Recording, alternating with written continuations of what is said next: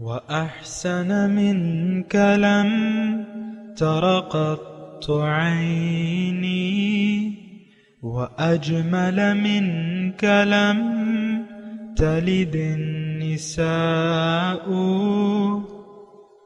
خلقت مبرأ من كل عيب خلقت مبرأ من كل عيب كأنك قد خلقت كما تشاء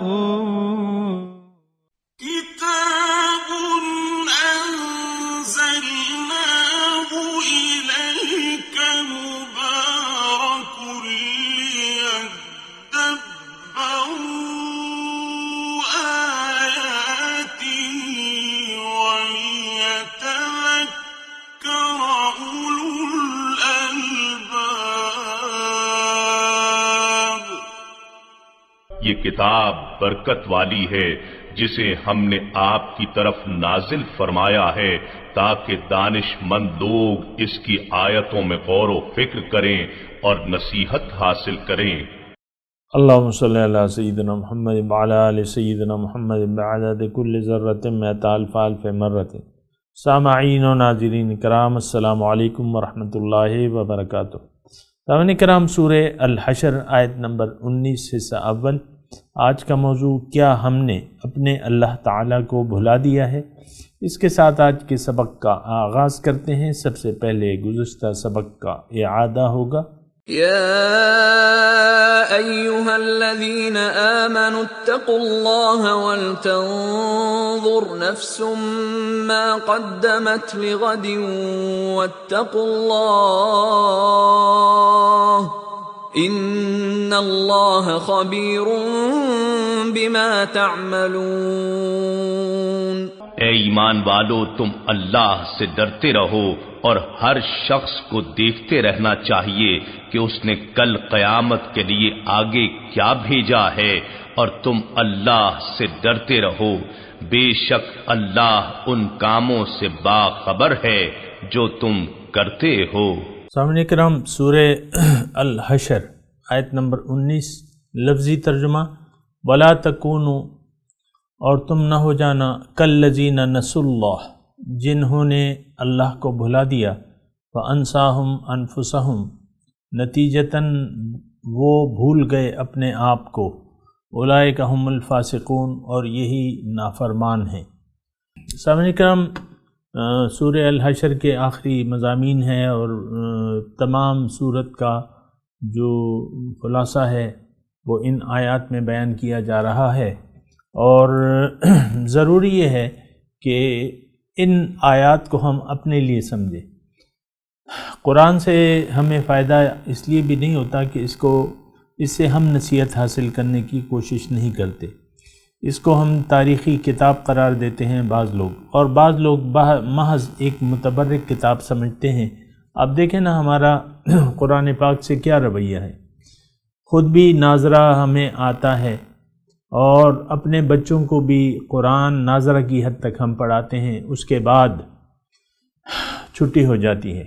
اور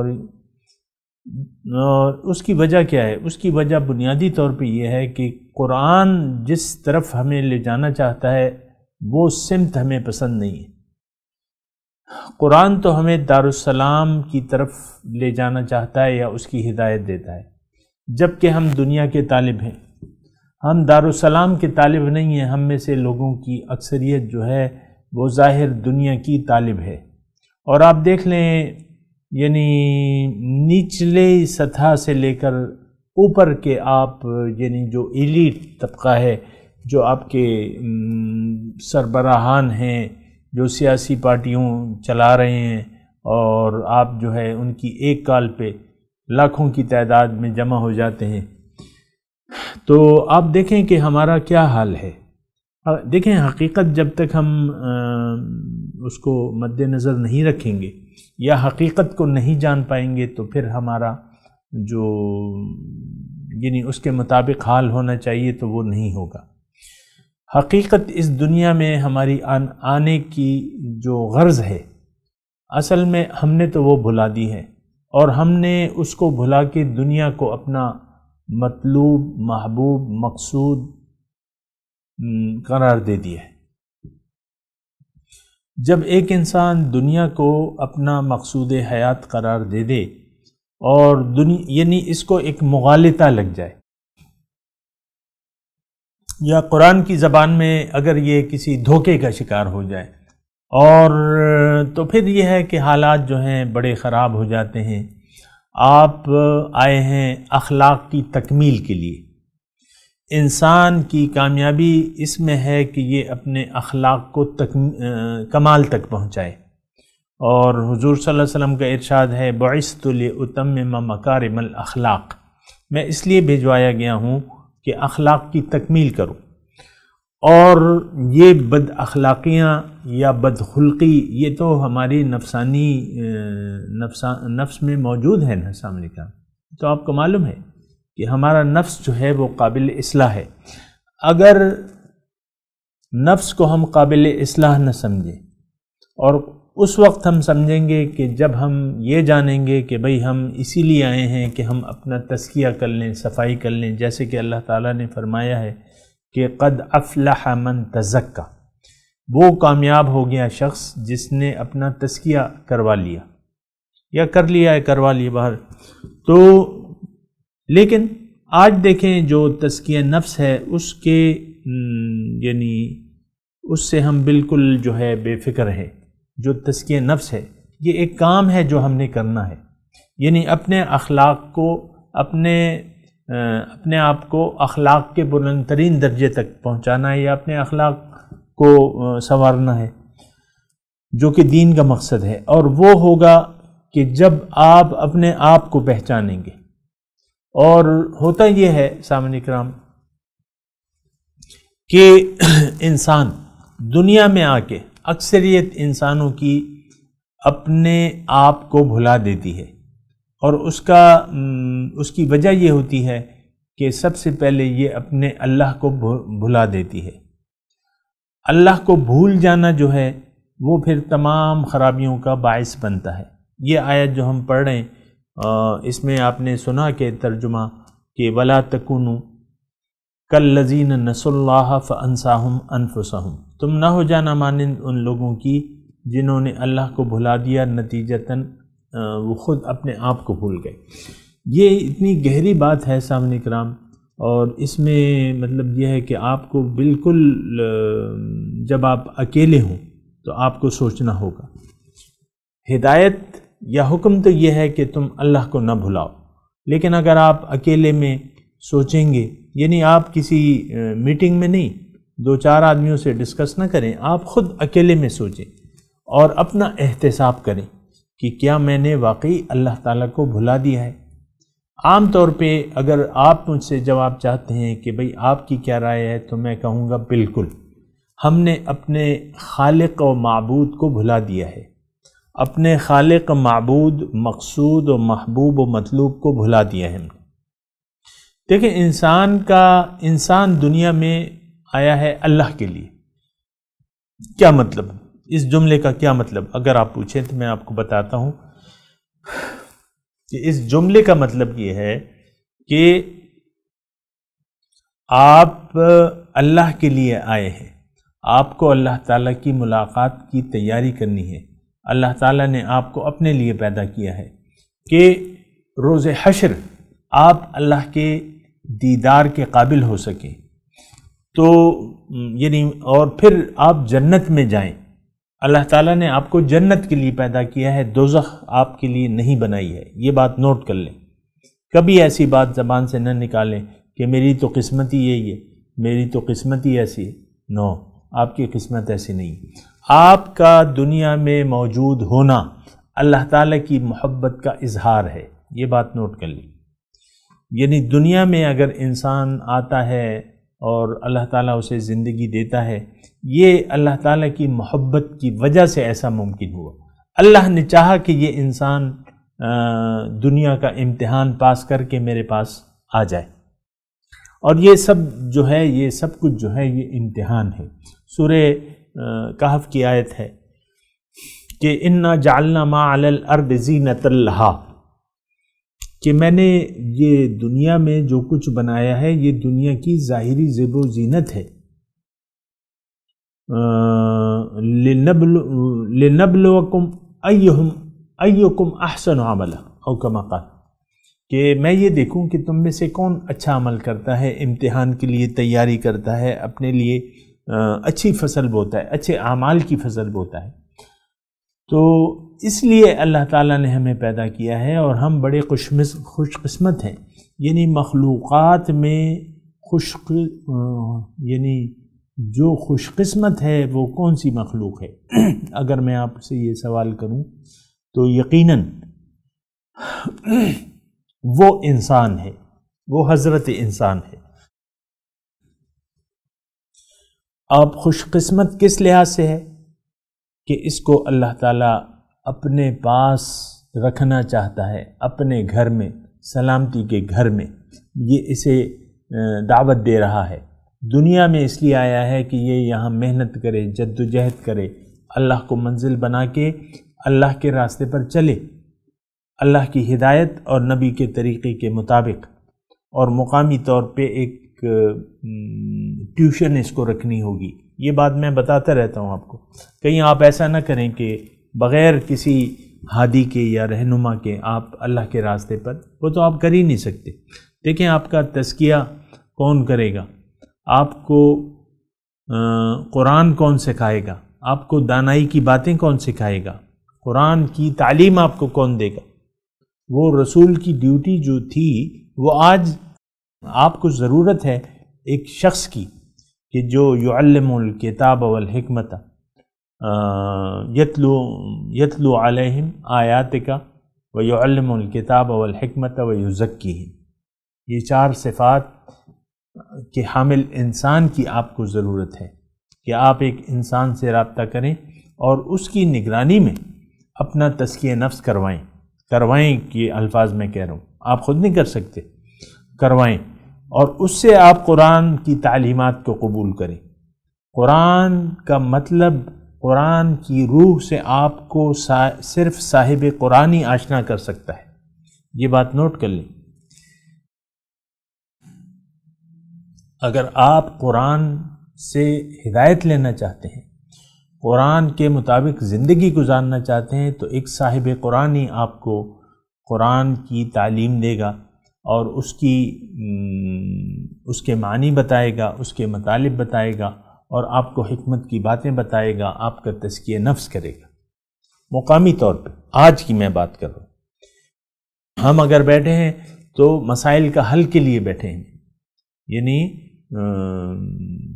کہ مسئلے کا حل کیا ہے، مسئلے کا اصل مسئلہ کیا ہے کہ ہماری توجہ کنورٹ ہو گئی ہے اللہ سے دنیا کی طرف۔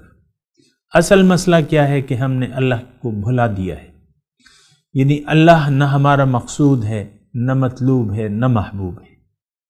اور اگر یہ تین چیزیں نہیں ہیں، یعنی یہ تین چیزیں آپ نہیں چاہتے، تو یقین جانیں آپ اللہ کی بندگی کر ہی نہیں سکتے۔ یہ بات اچھے طریقے سے نوٹ کر لیں۔ وہ جو آپ کریں گے وہ آپ کی خواہشات نفس ہوگی۔ اللہ آپ کا اگر مقصود نہیں ہے تو آپ اللہ کی بندگی کر ہی نہیں سکتے۔ یا اگر میں دوسرے الفاظ میں کہوں کہ اگر آپ دنیا کے طالب ہیں تو آپ بس دنیا کے ہیں، آخرت کا کوئی بھی سوچنا چھوڑ دیں۔ اول تو ہم سوچتے ہی نہیں، یعنی میں تو آپ کو کہہ رہا ہوں کہ سوچنا چھوڑ دیں، میں کہہ رہا ہوں ہم تو سوچتے ہی نہیں آخرت کے متعلق، اپنی حقیقت کے متعلق ہم جاننے کی کوشش بھی نہیں کرتے، تو اور ایک غلط فہمی کا شکار ہو گئے۔ میں بار بار آپ سے یہ عرض کر رہا ہوں کہ ایک غلط فہمی، ایک مغالطہ، ایک دھوکہ ہمیں لگ گیا ہے کہ ظاہر دنیا ہی ہے جو کچھ بھی ہے۔ آپ اپنے بچوں کو دعا کرتے ہیں، کوئی لڑکا ہے آپ کا اور وہ آپ کی خدمت بھی کرتا ہے، اللہ تعالیٰ تمہیں بڑا آدمی بنا دے، اللہ تمہیں کامیاب کرے۔ یہ خود میں نے اپنے ان کانوں سے باپ کو اپنے بچوں کو دعائیں دیتے ہوئے دیکھا ہے۔ اب دیکھیں باپ کی ساری جو سوچ ہے وہ محدود ہے دنیا تک، یا والدین ماں بھی اس میں شامل ہے. اچھی صحبت کا ہمیں کوئی مشورہ نہیں دیتا کہ اچھی صحبت کو ڈھونڈو، حالانکہ یہ ایک بہت ضروری چیز ہے انسان کی کامیابی کے لیے، انسان کو نیک بننے کے لیے اسے نیکوں کی صحبت اختیار کرنے کی ضرورت ہے. لیکن آپ دیکھیں آج والدین میں سے یعنی اکثریت ایسی ہے کہ بچوں کو یہ نصیحت ہی نہیں کر سکتی کہ کسی اللہ والے کو ڈھونڈو، اللہ والے کی مجلس میں بیٹھو، سچے اللہ کے سچے بندے کو دیکھو، ان کے ساتھ رل مل جاؤ. تم ہمارے بیٹے تو ہو، لیکن یہ ہے کہ تمہیں ایک سچے شخص کی صحبت کو اختیار کرنا ہوگا، اس سے رابطہ کرنا ہوگا، اپنے آپ کو، اپنی زندگی کو اس کے حوالے کرنا ہوگا. تو وہ آپ کو دنیا سے تو نہیں روکے گا. وہ سچا آدمی جو ہے، جو اللہ والا ہے، وہ آپ کو دنیا سے تو نہیں روکے گا، بس ایک ترتیب بتا دے گا آپ کو کہ بیٹا اپنی نیت صحیح کر لو اور اپنے اعمال جو ہیں وہ اللہ کی مرضی سے کرو. یعنی جو دنیا میں تم زندگی گزارو تو خواہشات نفس سے نہ گزارو، وہ آپ کو یہی نصیحت کرے گا. ہم جو آیت آج پڑھ رہے ہیں سامعین کرام، وَلَا تَكُونُوا كَالَّذِينَ نَسُوا اللَّهَ. اب دیکھیں یہ جس شان نزول میں، جس تناظر میں یہ آیات نازل ہو رہی تھیں، وہاں کیا تھا؟ یہودی تھے، بنو نذیر یہودی تھے. وہ کون تھے؟ وہ مسلمان تھے، سابقہ مسلمان تھے. سابقہ نہیں، وہ تو اپنے آپ کو حق کہتے تھے کہ بھئی موسیٰ علیہ السلام کے علاوہ ہم دوسرے پیغمبر کو مانتے نہیں ہیں. تو پیغمبر کے پیروکار تھے وہ، اور ایک تعداد ان میں ایسی بھی تھی، ایسے مسلمان بھی تھے جو غیر مخلص تھے، جن کا مقصود اللہ نہیں تھا، جن کا محبوب اللہ نہیں تھا، جن کا معبود اللہ نہیں تھا. تو وہ تو یعنی غیر مخلص تھے. غیر مخلص ایک ایسا جامع لفظ ہے نا سامعین کرام کہ اس کو آپ یعنی بہت آسانی سے اپنے آپ کو اس ترازو میں تول سکتے ہیں کہ بھئی میں مخلص ہوں کہ غیر مخلص ہوں. تو وہاں یعنی ایک خاصی تعداد موجود تھی. اور یہ سورت جو ہم پڑھ رہے سورہ الحشر کی، اس میں تو یا تو اس کا تذکرہ ہے موسیٰ علیہ السلام کے نام لیواؤں کا، یعنی میں نام لیوا جو کہوں گا کہ بظاہر ان کا وہ ان کی مالا جپتے تھے کہ لا الہ الا اللہ موسیٰ کلیم اللہ مثال کے طور پر. تو ایسے لوگ تھے. اور پھر مسلمانوں کے اندر ایسے لوگ موجود تھے جو غیر مخلص تھے. یہ تمام مضمون ان کے لیے ہے. اب یہ یعنی اس آیات کا خطاب جو ہے ان غیر مخلص مسلمانوں کے لیے ہے اور یہودیوں کے لیے، کیونکہ اللہ تعالیٰ نے مطلب ان کو بھی مخاطب کیا ہے کافی جگہ قرآن میں کہ تم وَلَا تَكُونُوا أَوَّلَ كَافِرٍ بِهِ وَلَا تَشْتَرُوا بِآيَاتِي ثَمَنًا قَلِيلًا، کہ تم پہلے انکار کرنے والے نہ بنو اور میرے احکامات کے بدلے دنیا کا حقیر مفاد مت لو. انہوں نے تو لے لیا. اسی طرح وہاں کے جو مسلمان تھے غیر مخلص، ان کو بھی اللہ تعالیٰ، انہوں نے اللہ کو بھلا دیا تھا. انہوں نے اللہ کو بھلا دیا تھا. تو اللہ تعالیٰ تو بڑا شفیق و مہربان ہے. یہاں اگر آپ دیکھیں تھوڑا سا اگر نوٹ کریں کہ اس سے جو پہلے آیت ہم پڑھ چکے ہیں کہ یا ایھا الذین آمنوا اتقوا اللہ ولتنظر نفس ما قدمت لغد، اے ایمان والو اللہ کا تقوی اختیار کر لو. ایمان والے مخاطب ہیں، یعنی ان منافقوں کو اللہ تعالیٰ ان کی دلجوئی کے لیے مومن کہہ کے مخاطب کر رہے. ورنہ مومن تو اس میں ایسے بھی تھے کہ جن کا نام عمر تھا، جن کا نام صدیق تھا، جن کا نام عثمان تھا، جن کا نام علی تھا، جن کا نام ابو ہریرہ تھا. بہت سے مخلص مسلمان موجود تھے. یعنی جنگ احد میں، یعنی اسی حالات میں یہ آیت نازل ہوئی ہیں، جنگ احد میں 700 مسلمان تھے مخلص.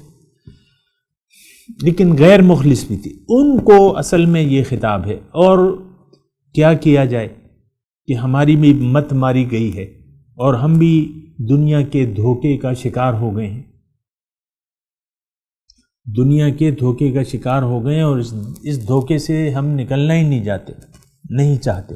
اب میں اپنا آپ کو بتاؤں کہ مطلب یہ ہے کہ ہم یہ درس وغیرہ کا سلسلہ ہوتا ہے، واعظ و نصیحت جو بھی ہے، تو میرے ایسے جاننے والے ہیں جو 30 سال سے میرے جاننے والے ہیں اور میرے ساتھی ہیں۔ اب ان کے شادی کی، ہمارے پھر بیٹے ہوئے، پھر بیٹے جوان ہو گئے ان کے، اب میری تو ہمدردی ہے سب سے، میں یہ نہیں کہتا، تو میں نے چاہا، یعنی ایک جو میرا ساتھی تھا ہم عمر تقریباً، تو اس کے بیٹے کو میں نے یا اس باپ سے کہا کہ بھئی یہ بیٹے کو تم میرے پاس بھجواؤ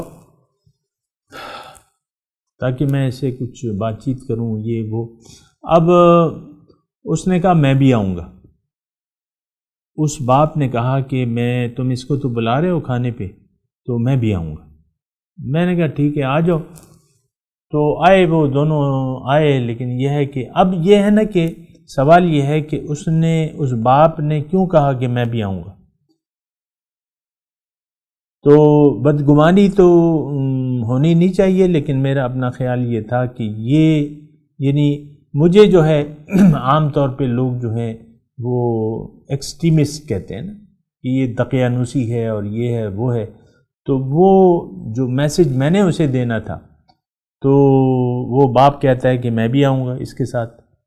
کیا مطلب کہ تم اس کو اپنے حلقہ اثر میں نہ شامل کر لو، اس کو اپنا ہم خیال نہ بنا لے۔ یعنی باپ کا یہ خیال تھا کہ یہ اکیلا نہیں، تم تو اس کو گمراہ کر دو گے۔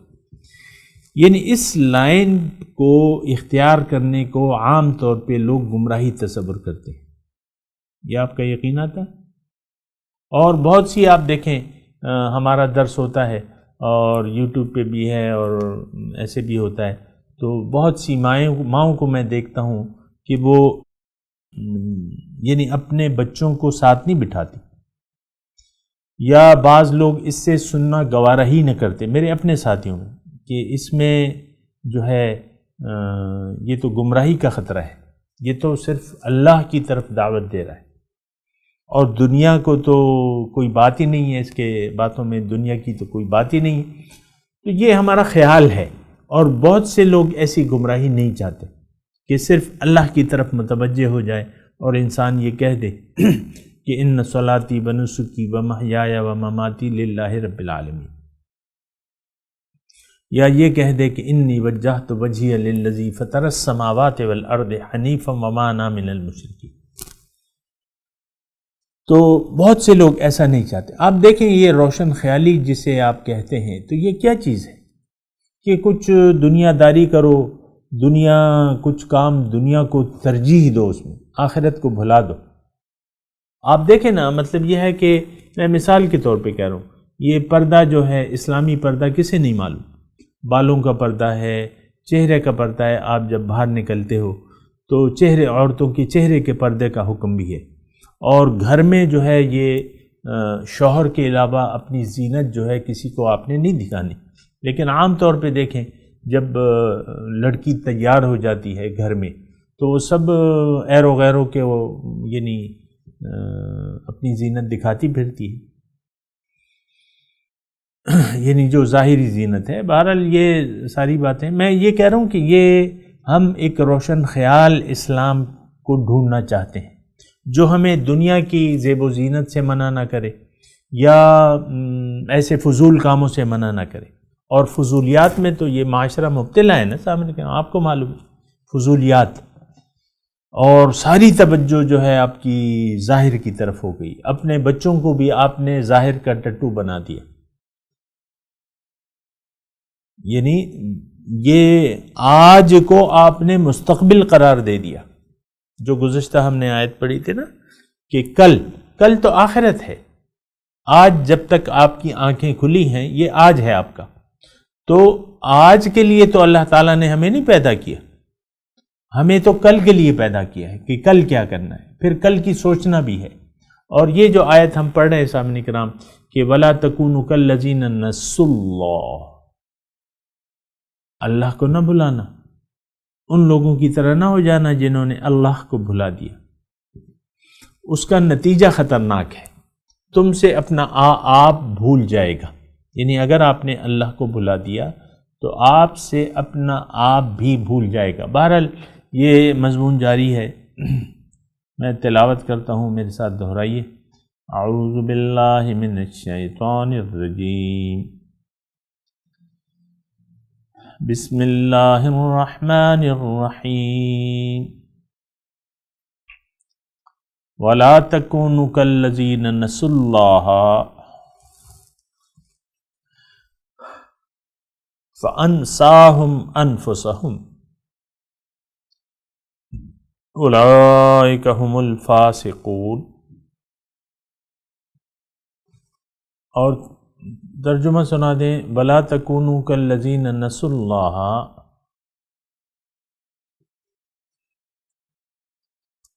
تم نہ ہو جانا مانند ان لوگوں کی جنہوں نے اللہ کو بھلا دیا، فَأَنْسَاهُمْ أَنفُسَهُمْ، نتیجتاً وہ خود اپنے آپ کو بھی بھول گئے۔ یا یہ ترجمہ بھی ہے اس کا، فَأَنْسَاهُمْ، اللہ تعالیٰ نے بھلا دیا ان کو ان کا اپنا آپ، وہ اپنی جانوں کو بھی بھول گئے۔ اولئک هم الفاسقون، یہ لوگ نافرمان ہیں۔ اب ان آیت کی تلاوت اور ترجمہ سنتے ہیں۔ وَلَا تَكُونُوا كَالَّذِينَ نَسُوا اللَّهَ فَأَنْسَاهُمْ أَنفُسَهُمْ أُولَئِكَ هُمُ الْفَاسِقُونَ۔ And do not be like those who forgot God, so he made them forget themselves. These are the sinners. اس کے ساتھ ہی آج کے درس کا وقت اختتام کو پہنچا۔ انشاءاللہ اگلے درس میں ملاقات ہوگی۔ وآخر دعوانا ان الحمدللہ رب العالمین، والسلام علیکم ورحمۃ اللہ وبرکاتہ۔